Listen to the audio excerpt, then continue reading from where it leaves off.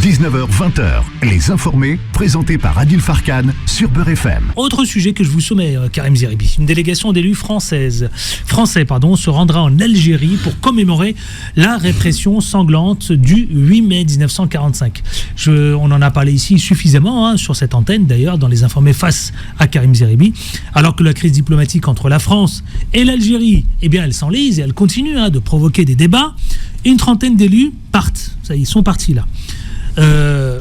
Beaucoup sont connus, qui doivent participer à ces commémorations des massacres des manifestants indépendantistes par les forces coloniales françaises. Alors est-ce que tout cela, Karim Zeribi, est-ce que ce déplacement, est-ce que cette commémoration, j'ai envie de vous dire, si j'ose, faire grincer des dents? Écoutez, le 8 mai 45, c'est une date importante.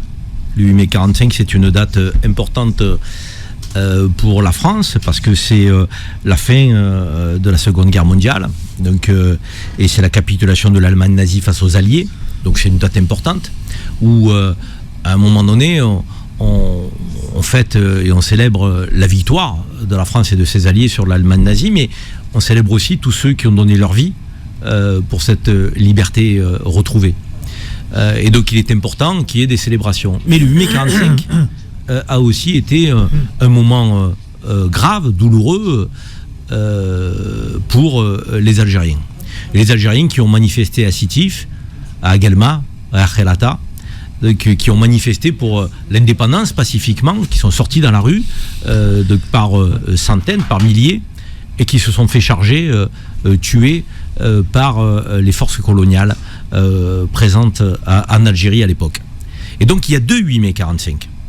Et il y a un 8 mai 45 qui doit nous permettre d'honorer ceux qui sont battus pour la liberté et pour la lutte contre le nazisme, la France et ses alliés. Et dans ces soldats-là, il y avait des soldats français qui étaient des soldats issus de l'armée française, mais il y avait aussi des soldats qui étaient issus des colonies. Et il y avait des soldats tirailleurs marocains, tunisiens, sénégalais, algériens, qui sont morts pour la France. Est-ce qu'on les met suffisamment en avant le 8 mai 45 pour célébrer la capitulation des forces nazies? Je ne le crois pas. Non. Et certains élus ont voulu cette année se rendre au Mont Valérien, qui est un lieu symbolique, pour déposer une gerbe qui devait avoir une double expression. Certains élus à la tête de laquelle il y avait quelqu'un que je connais bien, qui s'appelle Youssef Kinache. Et d'autres élus, des maires et autres. Ils sont nombreux. Et ils étaient nombreux. Ils voulaient déposer une gerbe au Mont Valérien pour les soldats morts pour la France, les soldats qui sont issus de ces colonies, morts pour la France. Mais ils voulaient aussi, en même temps, déposer une gerbe en symbole pour les massacres de Sétif, de Guelma et de Khelata. En fait, ils voulaient déposer une double gerbe pour ce double 8 mai 45 et n'oublier personne. Cela leur a été, de mon point de vue, à ma connaissance, refusé. Je trouve que c'est tout à fait anormal. Parce que ça veut dire que la France ne regarde pas son histoire en face. Et il y a parallèlement une délégation, et vous en avez parlé, qui a décidé, elle, de se rendre en Algérie. Une délégation composée d'élus et de sénateurs français. Une trentaine d'élus. Une trentaine d'élus, de sénateurs français, qui ont décidé de se rendre en Algérie, à Sétif, et d'aller déposer symboliquement une gerbe au nom de parlementaires français, sénateurs et députés. On peut citer le sénateur Ahmed Laouedj, on peut citer Aklim Elouli, on peut citer Kadelziane, on pourra en citer d'autres. Ils ne sont pas tous d'origine maghrébine d'ailleurs, il y a Sabrina Sebaï aussi, donc des élus de gauche, des élus du centre droit, qui ont décidé d'aller déposer une gerbe le 8 mai 45, pour le 8 mai 45, c'est-à-dire demain, à Sétif. Et je trouve que ce geste est symbolique. Parce que les députés, en allant déposer une gerbe, ils disent quoi? Ils disent, notre pays, la France, doit faire une annonce et une reconnaissance officielle de ce qui s'est passé à Sétif le 8 mai 45. Des milliers de morts algériens qui ont été tués alors qu'ils manifestaient pacifiquement pour l'indépendance de l'Algérie. Et la France aujourd'hui, au moment où nous parlons, Adil Farkan, ça fait 80 ans. 8 mai 45, 8 mai 2025. 80 ans que la France n'a pas reconnu le massacre de Sétif, de Guelma et de Khelata le 8 mai 1945 en Algérie. Pourquoi ? Pourquoi avons-nous tant de mal à regarder notre histoire en face ? Pourquoi avons-nous tant de mal à dire, oui, à l'époque, l'État français, l'État colonial français, les forces coloniales se sont comportées de manière barbare et ont commis un crime contre l'humanité, un crime de guerre, donc en tuant les manifestants algériens. Pourquoi il n'y a pas cette reconnaissance ?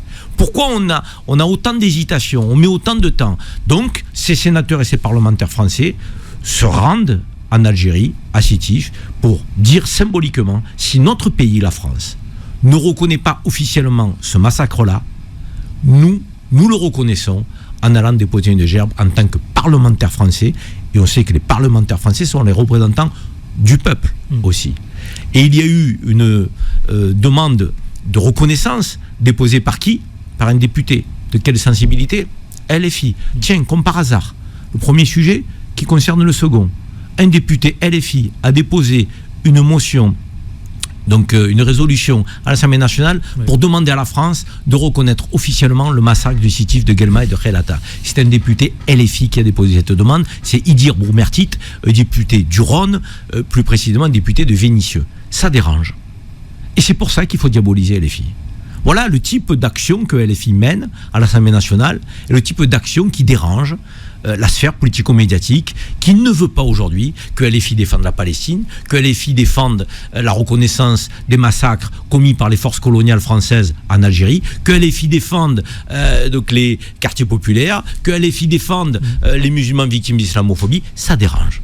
Voilà pourquoi ce parti, aujourd'hui, est montré du doigt, ciblé, diabolisé, fait état d'enquêtes, d'émissions de télé, de reportages, pour les décrédibiliser. C'est dommage, hein. C'est dommage parce que moi, je préférais qu'on ait un débat historique sur le 8 mai 1945, un débat sur ce qui se passe en Palestine, un débat sur les quartiers populaires, un débat sur l'islamophobie. Moi, je suis un homme de débat, je suis un démocrate. Alors, vous parlez d'LFI, mais vous savez qu'il y a le sénateur centriste, avant de marquer une pause, du Lot, Raphaël Daubé, que vous connaissez certainement, également membre de la délégation. Il dit la déclaration suivante: reprendre le chemin du dialogue avec l'Algérie, pas souci par la reconnaissance de ces massacres qui ont eu lieu à Sétif, Guelma et à Khelata, de ce que vous dites tout à l'heure. C'est un travail de mémoire. Bravo, monsieur le sénateur Daubé.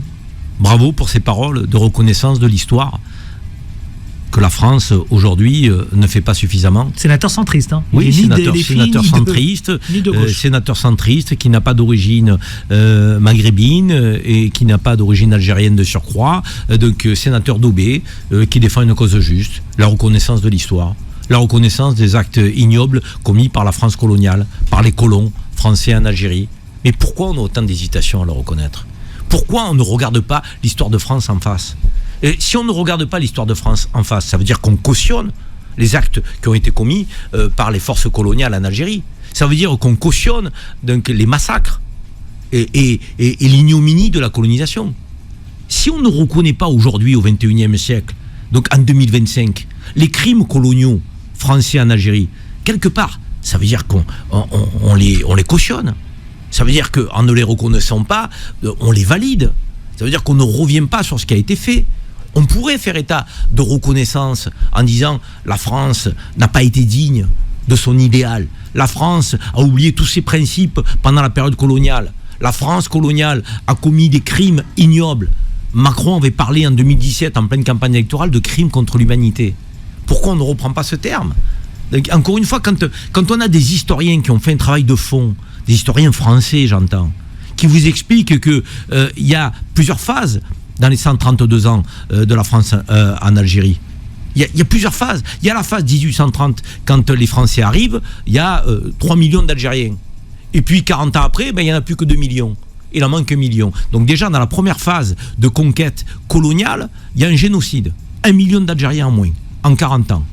1830, 3 millions d'Algériens, 1870, 2 millions d'Algériens. Ça veut dire qu'il y a un génocide au début de la démarche coloniale. Et ensuite, la guerre d'Algérie 54-62, il y a des crimes ignobles qui sont commis par l'armée française. Il y a 1 500 000 soldats qui ont été envoyés en Algérie, français, donc pour défendre l'idée de l'Algérie française.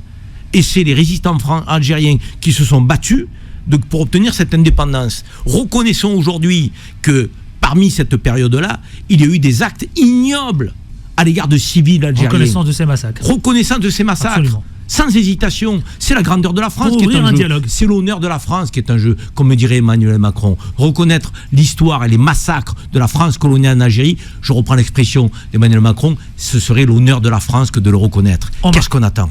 19h, 20h, les informés, présentés par Adil Farkan sur Beurre FM.